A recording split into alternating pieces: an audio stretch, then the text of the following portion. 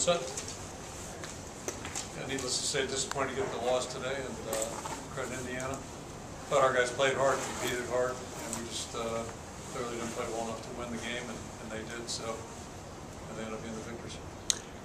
Kirk, you had 4th and 1 at your own 28. It looked like you guys were going to go for it, then the ref stopped it to review the play, and then you elected to punt. What was the reason for the change? Yeah, we felt like if we had tempo, we could take a shot at it right there, try to catch them with their heels, back on their heels a little bit, but yeah, the play got stopped to review the spot.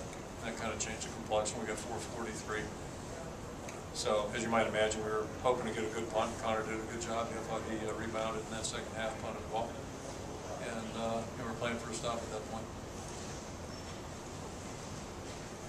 After the weather delay, why you started fast? Yeah, I thought we got off to a great start. I think it was our second possession. We took it down and scored.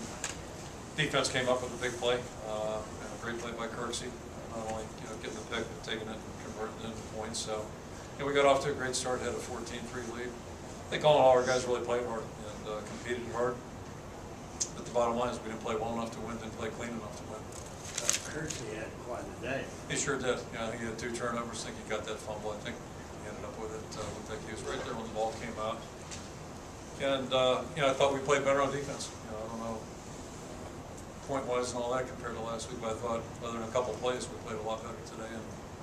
And I thought our guys really competed hard. But they played hard, played tough, played through tough situations, and I'm proud of their effort. You did a lot of defensive tackles take you out of what you wanted to do. Yeah, we had a hard time with those 2 guys last year, and I say those 2, number 75, too. I'd throw it into the mix, all 3 of those guys.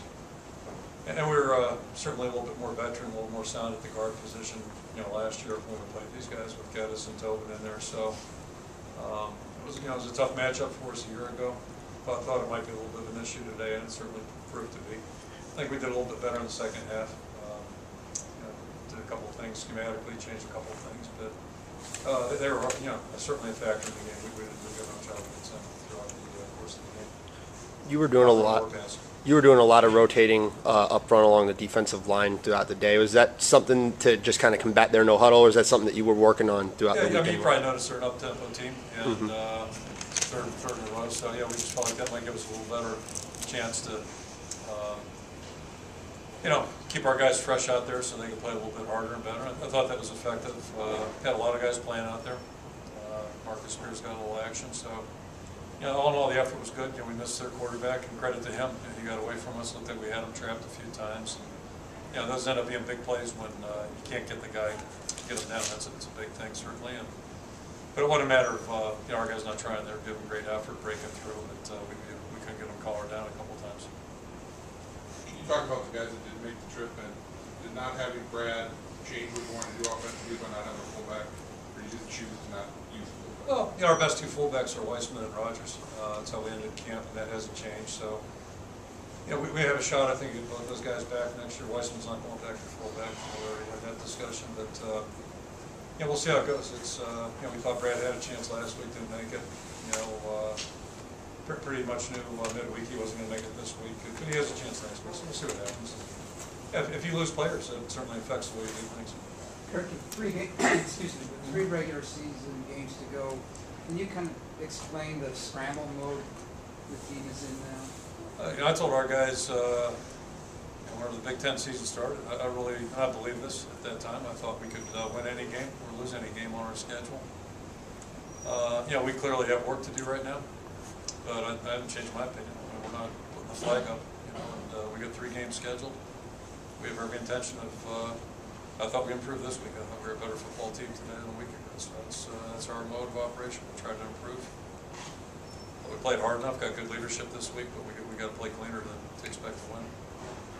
How many guys do you have on defense who are just, are to the point where injury-wise, where their effectiveness, is kind of affecting their play? Because it seems like there's a lot of guys who are just defense or offense? Defense, kind of really. Yeah, I got to tell you, my first thoughts are the guys that aren't out there. We left guys home, 2 guys that had surgeries, a couple other guys that haven't been able to play. So that's first and foremost. But everybody in the country right now, if you're playing college football or pro football or high school football, you're sore. It's just the nature of November. and October, you know, if you play in a competitive league, which we do. So, you know, I mean, everybody's got problems, everybody's got issues, you got to play through those things, and the teams that handle those the best are the ones that come out on top. James started off pretty strong. I think he completed 7 of his first 8 or something like that, but just not sustaining drives throughout. It's not all his fault, but just as an offense, do you just feel like there's lack of tempo, consistent tempo, maybe on offense?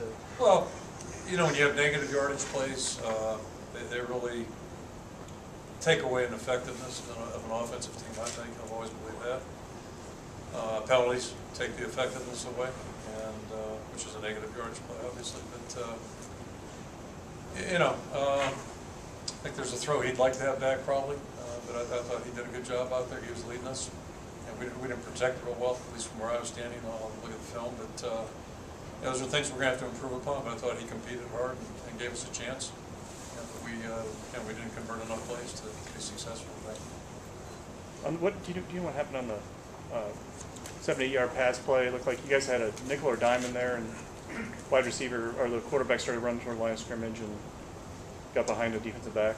Yeah, I mean it's age-old issue in football, and I believe that was a 3rd and long, you know, 3rd and 6, 7 plus, something like that. And, you know, when quarterbacks start running around, rule number 1 is DBs have to stay in coverage, and the guys up front have to handle it. You know, linebackers are somewhere in between, but even linebackers have to be careful about coming up until the guy breaks the line, because you know, you see those guys just dump it off to an underneath receiver and get a good gain. So, and we violated a principle. They're a defensive principle, and but again, it goes back. I give their quarterback credit. He was pretty slippery back there. He was tough to bring in.